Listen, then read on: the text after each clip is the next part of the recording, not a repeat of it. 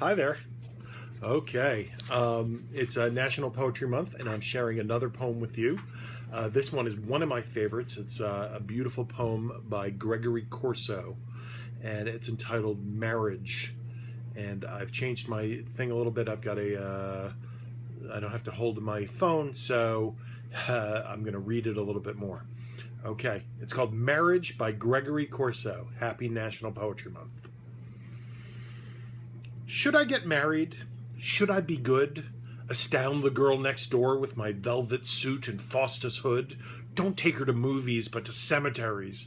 Tell all about werewolf bathtubs and fort clarinets. Then desire her and kiss her and all the preliminaries, and she going just so far, and I understanding why. Not getting angry, saying, "You must feel. It is beautiful to feel." Instead, take her in my arms, lean against an old crooked tombstone, and woo her the entire night, the constellations in the sky. When she introduces me to her parents, back straightened, hair finally combed, strangled by a tie, should I sit with my knees together on their third-degree sofa and not ask where's the bathroom? How else to feel other than I am, often thinking Flash Gordon soap?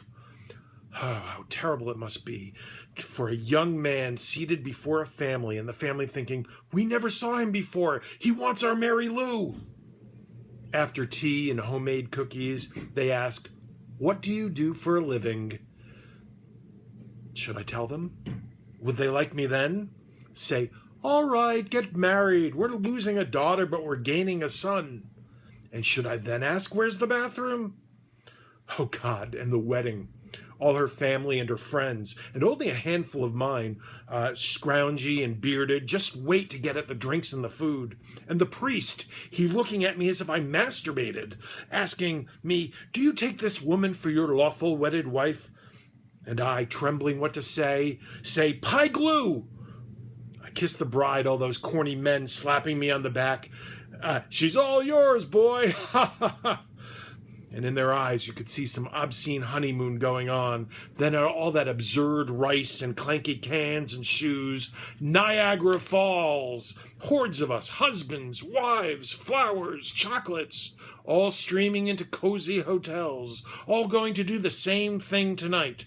The indifferent clerk, he knowing what was going to happen. The lobby zombies, they knowing what. The whistling elevator man, he knowing. Everybody knowing. I'd almost be inclined not to do anything. Stay up all night. Stare that hotel clerk in the eye, screaming, "I deny honeymoon. I deny honeymoon." Running rampant into those almost climactic suites, yelling, "Radio belly, cat shovel." I'd live in Niagara forever. In a dark cave beneath the falls, I'd sit there, the mad honeymooner, devising ways to break marriages, a scourge of bigamy, a saint of divorce. But I should get married.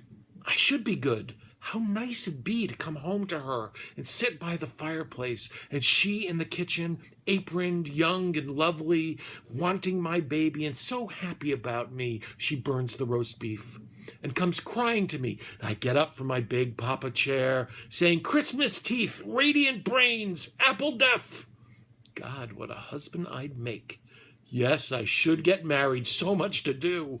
Like sneaking into Mr. Jones' house late at night and cover his golf clubs with 1920 Norwegian books. Like hanging a picture of Rimbaud on the lawnmower. Like pasting Tano Tuvu postage stamps all over the picket fence. Like when Mrs. Kindhead comes to collect for the community chest, grab her and tell her there are unfavorable omens in the sky. And when the mayor comes to get my vote, tell him, "When are you going to stop people killing whales?" When the milkman comes, leave him a note in the bottle. "Penguin dust. Bring me penguin dust. I want penguin dust." Yes, if I should get married, and it's Connecticut and snow, and she gives birth to a child, and I am sleepless, worn, up for nights, head bowed against a quiet window, the past behind me, finding myself in the most common of situations, a trembling man, knowledged with responsibility, not twig smeared nor Roman coin soup. Oh, what would that be like?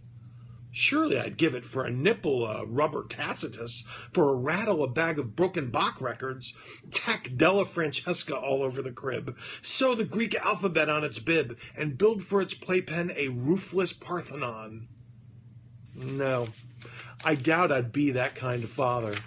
Not rural, not snow, no quiet window, but hot, smelly, tight New York City, 7 flights up, roaches and rats in the walls, a fat Reichian wife screeching over potatoes, "Get a job!"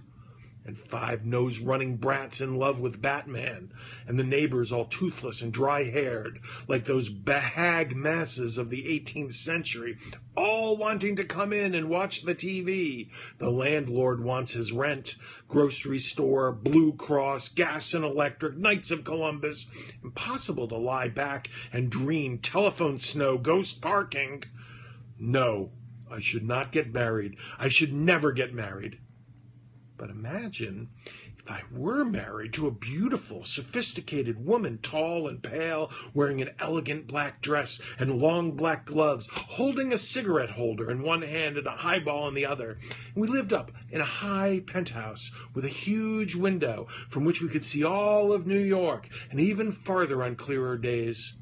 No, can't imagine myself married to that pleasant prison dream. Oh, but what about love? I forget love. Not that I'm incapable of love. It's just that I see love as odd as wearing shoes. I never wanted to marry a girl who was like my mother, and Ingrid Bergman was always impossible. There's maybe a girl now, but she was already married, and I don't like men, and there's got to be somebody. Because what if I'm 60 years old and not married, all alone in a furnished room with pee stains on my underwear, and everybody else is married, all the universe married but me? Yet well I know that were a woman possible as I am possible, then marriage would be possible. Like she and her lonely alien god waiting her Egyptian lover, so I wait, bereft of 2,000 years and the bath of life. That was Marriage by Gregory Corso. It was written in 1958, and it's one of my favorite poems, and I'm happy to be sharing it with you on National Poetry Month. So thanks very much for listening, and I'll see you next time. Until then, watch a lot of poetry, or read a lot of poetry. Whatever you do, do it with poetry. Thanks.